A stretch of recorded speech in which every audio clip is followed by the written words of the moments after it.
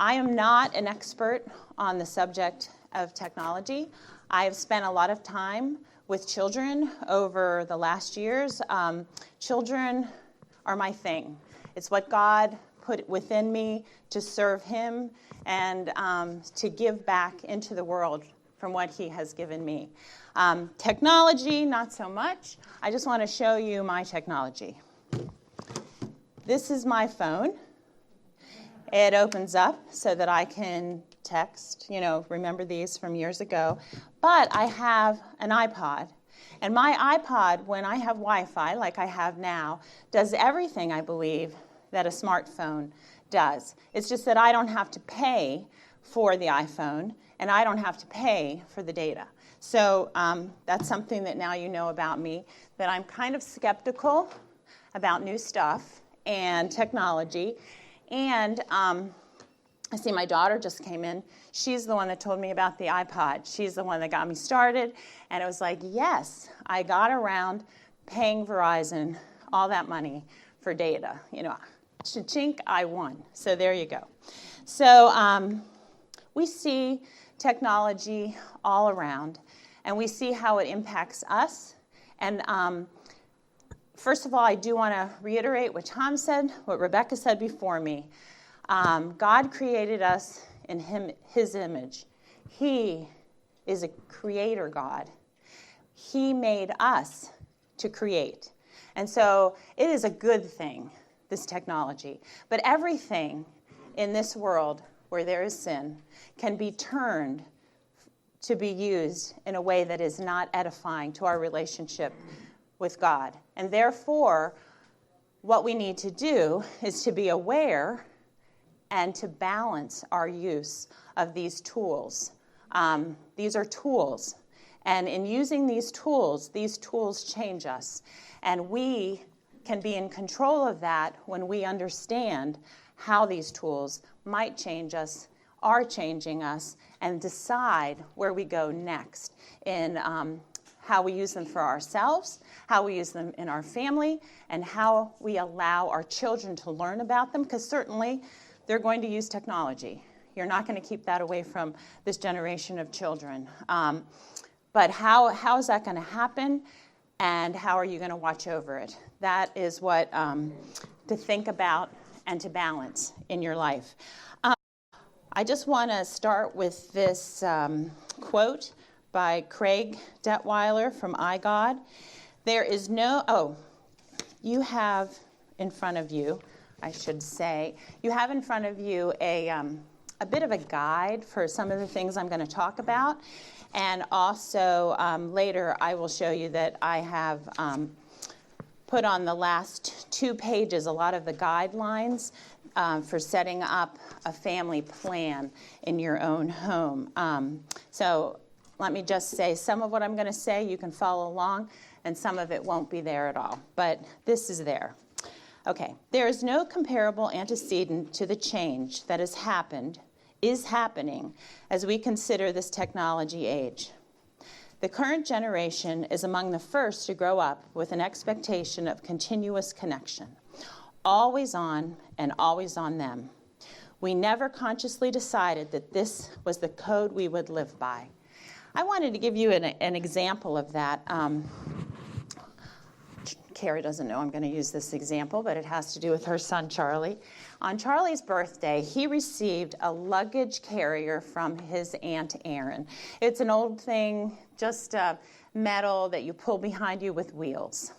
And he and I took off on a walk. This was free at a flea market. Isn't that like a kid, right? And so he and I take off from Kara's house, and we get 2 blocks away, and I say, Charlie, we have to turn around. Mommy and Daddy don't know where you are. And it's important. Mommy and Daddy are in charge of you. They need to know where you are. He turns around. He's 3. He says, use your phone.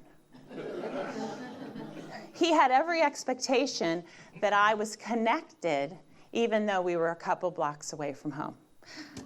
It's like, that doesn't seem like a big deal, but it is a big deal. In his world, we're connected all the time. He expects that to happen. And that's exactly what we're talking about here. We don't know how that will change us, how it will change our children going into the future. First, I do want to talk about that change to us, which is a little bit of a review of what Rebecca and Dr. Gordon were talking about in the weeks that they were here. I read a letter that Dr. Gordon sent to some of the other professors at Grove City. And in that letter, he asked a question. If you have 30 minutes of free time, unexpected free time, if I gave you the choice of the TV, the internet, or reading an in-depth article in the Atlantic magazine, which one would you choose? 3 choices. You don't have to answer, but the point of this exercise is that you think you are making this choice based on the content of the information that you would get. But the truth of the matter is that the real answer is neurological. You may not have the capacity to read a sustained argument or analysis for 30 minutes anymore because your brain has been shaped. It's shaped neurologically by electronic image-based media, and it hasn't been shaped by the exposure to sustained and nuanced reasoning. Your brain is not static. There's a plasticity to your brain because it is accommodating what you put in it, and it's going to do better at what you put in it than what you don't put in it. So if you are not reading, in-depth, analytical, theoretical information that you are grappling with in that way, it becomes harder and harder to do that. Let me just say, I know this absolutely, because when I took on this wonderful task with Rebecca last spring, little did I know how difficult it was going to be for my brain to get down and read 4 or 5 books and numerous articles on this subject. It wasn't easy. And yet, now that I have done it, I can honestly tell you that my brain's working better. Have you noticed that, Rebecca? I mean, it's a really cool exercise. And actually, Tony Reinke, who wrote the 12 Ways Your Phone is Changing You, suggests, and he does it twice a year, he detoxes. He calls it detox. He has written numerous books, and he's always thinking about writing another one. And what he does is he goes off on vacation with his wife. He says it takes him 4 days to be able to think deeply and get away from his social media, from the Wikipedias, from all the scrolling that he does. It takes him 4 days to be able to turn away completely from his devices and think deeply. And it is at that point that he thinks about book ideas and writing a book into the future. But without doing that, he cannot think like that. And that is true of us too. The brain is like a living organism, like a muscle that not only can be developed, but is always developing one way or another. And we went over this before, but let me just remind you, there are 3 kinds of attention. The first is alerting attention. You're out in the woods and you hear a crack, and you notice, there's a bear, and you get the adrenaline together and you can run away. All animals have that.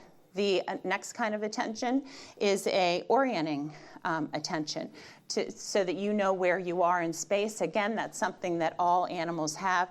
It's about self-preservation.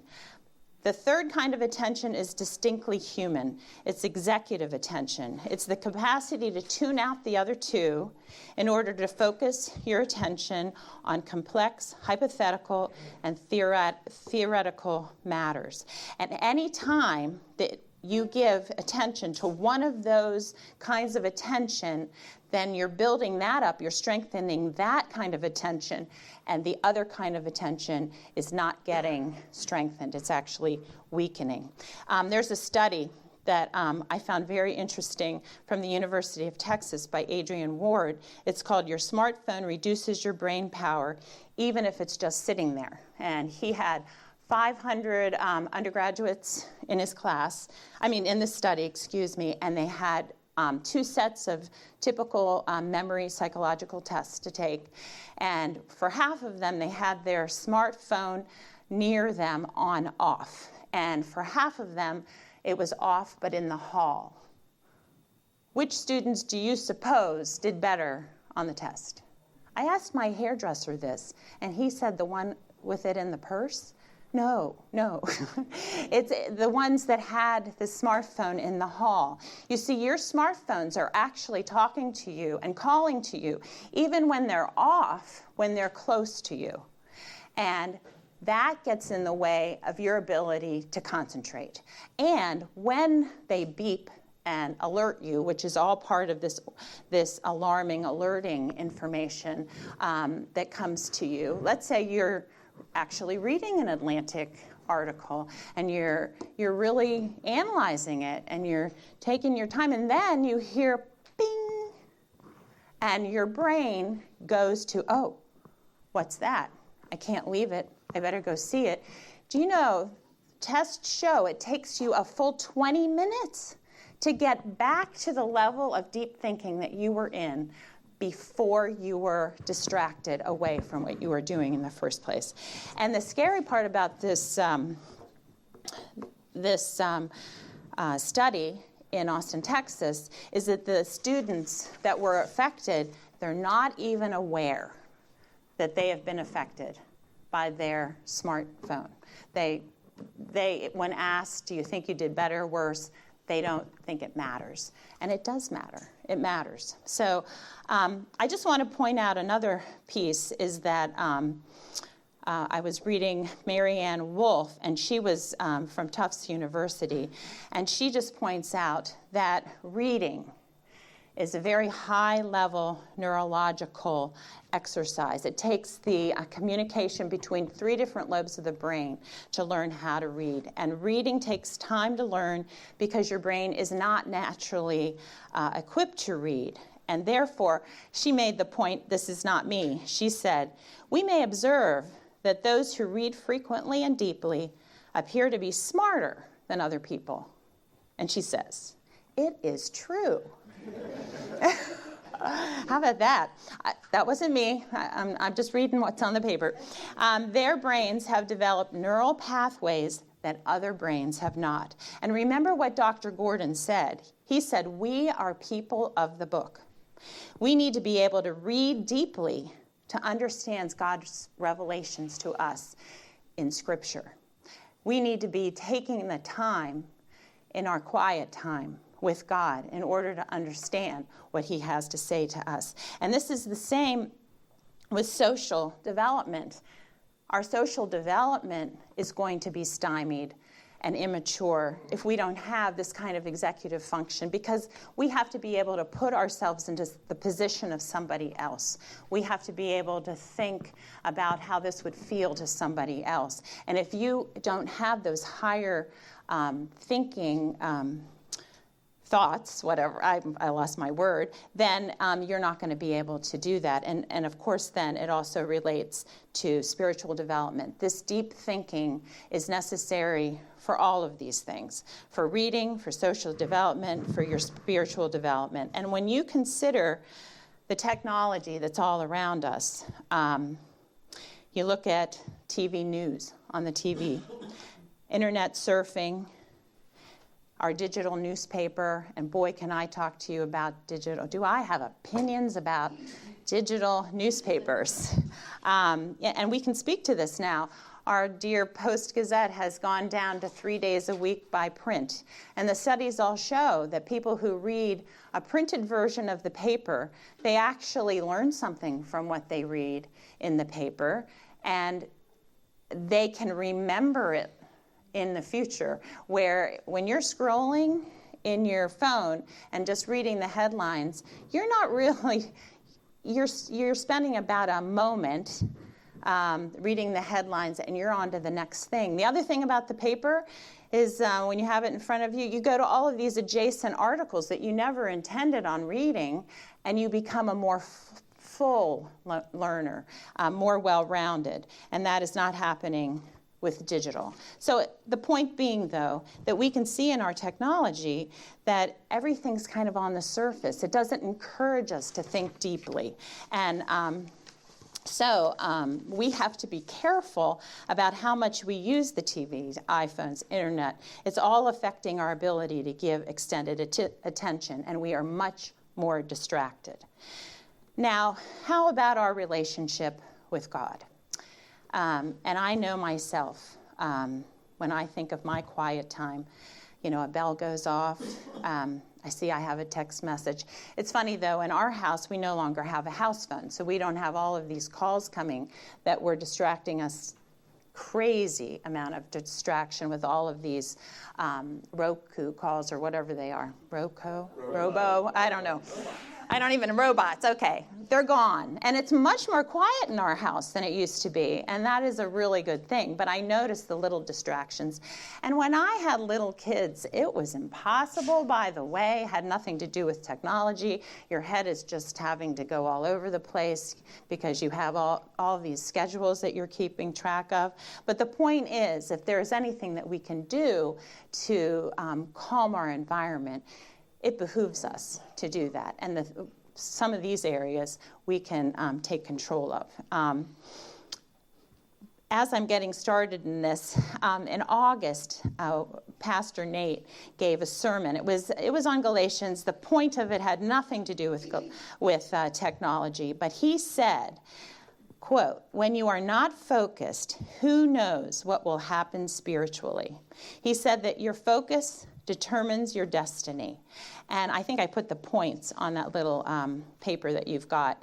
He said, number one, never underestimate the destructive power of distraction. Now, he wasn't talking about technology, but all I can think about since May is technology. So I went straight to technology. That is exactly right, destructive power of distraction. And then he said, we are to focus on Christ. And then, this is the part I loved and I wanted to share with you, that he reminded us that not all of this is on our shoulders. God will keep focus for you. So we are not alone here. God is with us. And when we call on him, he will help us to redirect our minds and get a balance back if we have lost our balance. So how about our children?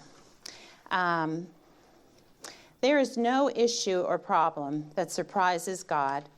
He's ready and willing and able and good and strong enough to aid us to live our lives for him.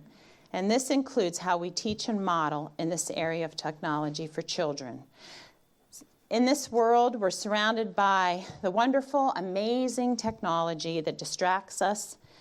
And it changes quickly, so we're having to give our attention all of the time to figuring out the new stimuli. And it focuses on information rather than integrating information. So it's not using the brain to analyze or socialize or to love our neighbors. So I think I might have made that up. Thank you, Mr. O'Boyle. Very good. Very good. Okay, all right. First, that was a perfect segue into the fact that when I was practicing this with Tom yesterday, he said I should tell you this first. This will get your attention. So, ready? He said, let's first consider the limits that the tech giants, Gates, Jobs, and other techies put on this amazing technology in their own families. Okay. And this is in an article, by the way, Mr. O'Boyle, that is on our website that Art Flickinger put there, so you can look this up yourself. No phone until kids turn 14. 14. And some families hold off on a data plan until even later. They ban devices at the family dinner table. They set a curfew for the kids to be off devices well before bedtime. Because you know, the devices are hurting our sleep. The lights are not good for sleep. And then there's this idea of the blue light that might not be good for our eyes as well.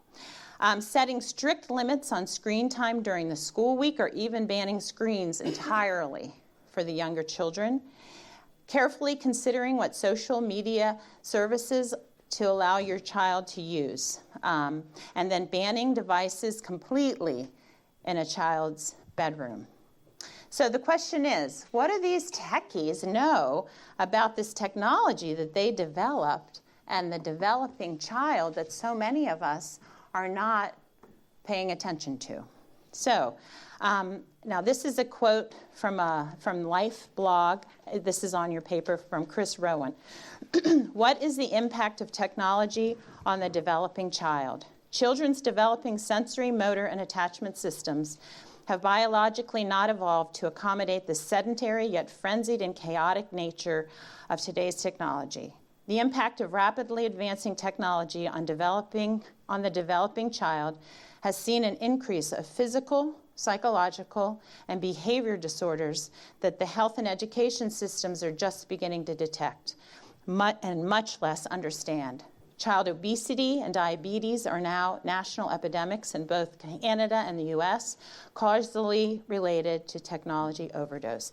And these things are associated with the diagnoses of ADHD, which is attention deficit disorder, autism, coordination disorders, developmental delays, unintelligible speech, learning disabilities, sensory processing disorder, that's a coordination between the senses, anxiety, depression, and sleep disorders. These are all associated with technology overuse and are increasing at an alarming rate. There are 4 critical factors necessary to achieve a healthy early child development. So this is really going up to 5. Movement, that's gross motor, using your big muscles. Each child needs 2 to 3 hours per day of active play. And this gives sensory stimulation and helps them know where they are in space. By the way, technology doesn't do anything to help with that, 2 to 3 hours. Touch, that's the regulation of touch, and it's not just your fingertips, it's touch all over. Regulation of touch and development of planned movement patterns. Technology doesn't do anything to help a child with this. 3, human connection, touching of skin to skin, activates system responsible for resting versus action. Technology doesn't do anything to help with this. And 4, exposure to nature. Being outside in nature has a calming influence on children and is attention restorative and promotes learning. Technology doesn't do anything for this. So, technology understimulates the gross motor, that's movement, vestibular, that's balance and posture, proprioceptive, that's where we are in space, tactile, how they're interacting with materials. You know, you can feel this, it's 3D, it's wood, you know, the floor feels different, it's smooth. When you're dealing with a device, none of that is happening. And attachment systems, how they're relating to others. They're not with people most of the time when you're handing a device to a child. And then on top of that, it overstimulates the visual and auditory sensory systems. In the Bible, John 10:10, Jesus says, "The thief comes only to steal and kill and destroy. I have come that they might have life and have it to the full." And I'd like to think that we can have life to the full while we are introducing our children to technology. I'm not suggesting that your children are not going to use technology. But what I'm saying is there's a balance here that is imperative for parents who are in control of the health and safety of their children. They need to really think about these issues. Not that I would want to have to think about them. This is tough stuff. And I'm kind of glad myself that I've totally missed the boat on having to do this with my especially high school children. It was hard enough movies. Movies were hard enough for me. I'm kind of glad I didn't have to do this. So, what to do? And this is what Jim Taylor, PhD in psychology, says. What does all this technology mean for raising your children? The bottom line is that too much screen time and not enough other activities such as reading, playing games, and good old unstructured and imaginative play will result in your children having their brains wired in ways that may make them less, not more, prepared to thrive in this crazy new world of technology. So, guidelines. The American Academy of Pediatrics has guidelines, and they suggest for children that are 2 and under that they spend no time with screens. I think now they say, well, Skyping with the grandparent would be okay, but no time. And I just want to, again, I didn't ask Kara for her permission, but something I learned about a 2-year-old anyway, and an iPod. We were showing Charlie pictures, still pictures on the iPod. And it became kind of a tantrum situation getting the iPod back. And it kind of led to some behavior that we didn't normally see any other time. And Kara, being the wise mother that she is, said, we're done with the iPod. It makes no, because she has all these in print form anyway. So we were done, not going to show that iPod anymore. And the thing is I was reading a blog of a mom that was saying that she was going according to the suggestions by the Academy of Pediatrics, and she said, I can't quite get it right. I have a child, it's supposed to be all right to look at something with them now. The child was 3, but it causes all this tantrum behavior, and I can't get away from the fact that if we don't use the device at all, the child's behavior is better. And that's all I'm going to say. You have to kind of figure it out for your own child if putting it away entirely kind of saves you in the end from really bad behavior. I know that when I'm in a store or in a restaurant, you see a lot of people using smartphones, iPads to divert their children. I would just like to say, as a teacher, and I think Rebecca might have something to say about this too, you are not teaching them self-control in that situation. You are diverting their attention so they don't have to deal with the fact that they are unhappy in the current situation. Sadly, okay, you have that whole cart that took 45 minutes to fill. You've got to leave it there and go out into the parking lot and deal with the behavior. If you're being balanced about the way that you're using technology. That's the way it's better for the child if you have time to do it. I know you don't always have time to do it. I get that. It's for you to decide, but I guess I do kind of have an opinion here. And I want to say that at Beverly Heights Christian Preschool, there has been a deliberate choice not to bring screens into the preschool. There was even talk last year of putting a screen in the hall with our pictures so that we wouldn't have to go to Walgreens anymore and put the pictures in those little plastic frames so that everyone can look at them. And we said, no, because then the children won't be interacting with their parents, other children in the hall, looking at the books. No, because that's a spectacle. The people who have made these smartphones know exactly what pulls us in. They know that those colors will pull our children in, and they do not have the ability, these little ones, to not be pulled into what has been designed to pull them in. We can hardly keep ourselves in a balanced situation with our iPhones, right? So it is our responsibility to make sure that our children are using this new technology in a balanced way. That's all I'm going to lecture about that. Okay. Then you get to, and Tom, pretty soon I'm going to need that thing that goes up there. Then the AA, the American Academy of Pediatrics, I can't do initials, I don't know why, says for a child from 2 to 5 years old to use technology or a screen 1 hour per day. But look what they say. You're supposed to be sitting there alongside your child for that hour. You don't hand the device to your child.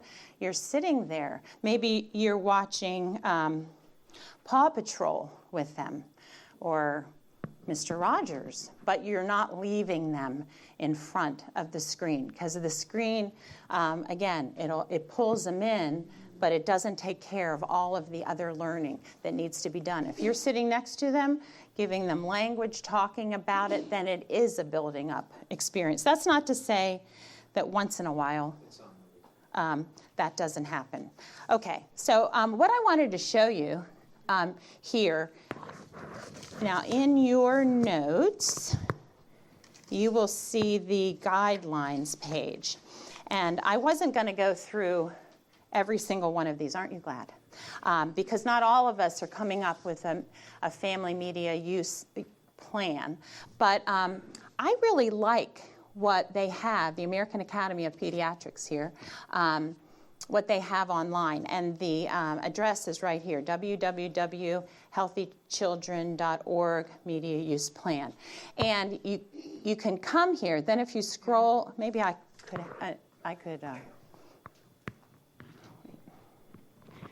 okay. So if you scroll down, you will see that they have, you put your name in if you want to. I put my name in. I couldn't spell junior right, so I put Theo Boyles Junior was the name of my child, and I think 2 years old. And then I was screening through here. They explain as you're going some of the thinking behind these areas, like screen-free zones. It's important to have areas of your home that are screen-free. And so they're going to have you choose down here, the bedroom. You never take devices into the bedroom. And then you would check that. I think I already checked this, and that's why you don't see a box there. But if you come down here, you see how they have boxes. You decide which ones you agree with. You don't have to agree with every single one. I thought this one was interesting. While in the car. Wow. I thought that's when we all did use devices in the car, except for long trips. And again, I didn't mention, but I'm a speech-language pathologist. That's what I did before I worked in here at the preschool. And all of these opportunities with your children in the car, in the grocery store, outside, there are just so many opportunities to talk to your children, and those are the very important. It doesn't matter what this thing says. It's coming out of your mouth with your eye contact and with your loving intent that makes a difference to the development of your children. So if you go to this website and you just scroll around, you can see what they're suggesting, and you can decide what you sign up for. They have a curfew idea. You pick that. They talk about co-viewing, co-playing. It's not that the games are all terrible. It's just that it'll be more edifying for your children if they're playing them along with you. And recreational screen time, balancing. So if you go through here, you can kind of see some ideas. There are lots and lots of ideas here as well. And I wanted to go over particularly the idea of some of the Christian authors in, I don't know if I can get over here. Okay. In this book, Boundaries, there is a section on technology, not only for us, taking care of ourselves, but also with our children. And I like what they have to say, which is basically, number one, know your child. Have a close relationship with your child. Know your child. And then their premise is that that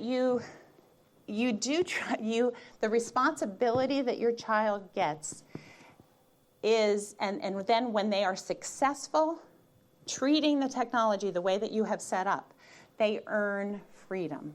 It is an equation. And if they go out of bounds, then you have to pull back on the freedom. But it's a growing situation. And to know it's not going to be perfect. Also, we have here, David Murray has a God's Technology. It's through Ligonier. Bob Thompson found this. It's really good. It's really good. He sets up a 7-step plan of how to. And he's the one I kind of wanted to go over a little bit what time is it? Okay. What he says here. The number one thing, this is in here, it's at the very end. It says you have to educate yourself about technology. This is the hard part for me. You're going to have to know all this stuff, and you're going to have to know it at the same time your child does or before, so that you are in control of it. And then he says you have to put a fence around the software of your child's technology. And he says that it can't be, I thought he said, maybe that was, wait a second, I might be getting mixed up with Townsend and Cloud. No, I'm pretty sure it was him. He says it needs to be it has to be a physical restraint, like a nanny cam or something like, not a cam, but just like a nanny thing on the, and you guys know that better than I do. I did not have to do this. I haven't done it, but I know that it is available through the different provide a nanny app, exactly. He says to teach your children, you have to be their mentor, and then you supervise your child using protection devices. Here it is. He said 84% of parents just allow their children to say, yeah, I won't do that. He says, no. You need a net nanny, a covenant eyes, etc. You'll have to pay something, but he said, don't make it a verbal agreement, make a physical wall. Then you review with your child, you sit down, you talk over their use of technology, and trust is gained gradually. And as that trust is gained, you're stepping back and giving the child more responsibility. And you, this is important, will model appropriate use of technology for your child because they're learning from the best. They're learning from you. Now, I would say that has covered quite nicely up until middle school. And how about those kids that already are in deep with their social media? How about them? One thing I want to say is next week we have a police officer from Mount Lebanon coming to talk to us about what he says to the middle school and high school students at Mount Lebanon about technology, how to protect themselves from problems, what to look for, how they can get into a dangerous situation. And so we thought it would be a good thing for you to hear what the police officer has to say about what is going on with this technology in the school. Of course, associated with that, you're talking about social media, and I haven't even gotten, you might have noticed, to social media. And so that will be the starting point, and we will continue the next week to talk a bit more about social media and how that's impacting our children, and what do we do about that, as well as I want to say that our intention is we're going to have some people here kind of as a, to talk through with us what they're doing in their home, and also people from the church. Lisa Tiger and Bob Kelly will be here, and we can think about what they're thinking about when they are getting a programming ready for the children of our church. What's going on? What are we thinking? Are we thinking, anything? And do you all have ideas for them? It can be a discussion back and forth. Obviously, technology is affecting our family time. If the devices aren't being controlled within the house, I know I talked to one grandpa who said that he has made it so that when his high school kids grandchildren come over, he collects their iPhones in a basket, and he doesn't allow them into the house, because if they bring them in, they are not going to be all talking together. And this is important. If we're not talking, we're not sharing stories. And if we're not sharing stories, we're not having a relationship with each other. We're like those people at the beginning that we're all lonely looking at our phone, and we're pursuing relationships that are not really full relationships on our phones rather than being with the people that we are with. We need to depend on our families. We need to like being with our families. And I know that can be difficult as children go into those teenage and adolescent years because it's a natural God-given thing about how kids pull away. But the interesting part is in this new culture, our children are getting a little scared of pulling away from their family. And there was a Wall Street Journal article pointed out by Bill Mahaffey, by the way, about how kids are staying home more on a Saturday night. They spend their times watching Netflix and keeping up with what people say they're doing, liking things, and they're not really doing anything. They're afraid to leave the house. They don't go to the mall as much. They don't go to movies as much. For girls, a good percentage of them say that their mother is their best friend. Now, my daughter's no longer here, so I can say I was not her best friend. No, not for really. Yes. She had friends, yes, but they didn't live in our house. No, they did not. But the idea that such a large number of girls, they're fearful. They're full of anxiety. And so this technology is not helping them socially. This social media that is so social, it's all well, we all know what it is. It's kind of fake. And we, as adults, understand that and balance it in a way that is totally different for an adolescent child. So it is our responsibility in our families to plan family times, activities, possibly vacations, games, make sure we're coming to church, have our Bible studies at home, our devotionals with each other, and talk to our children. Make sure they're talking to us. Make sure that they know how much we love them, because we do so very much love them, even if we can't stand being in the room with them from time to time, which is what happened. Oh, she might listen to this again. I loved being in the room with all my children. So, I did too. So we are almost done here, but I just wanted to say, for teens right now, social media is the new mall.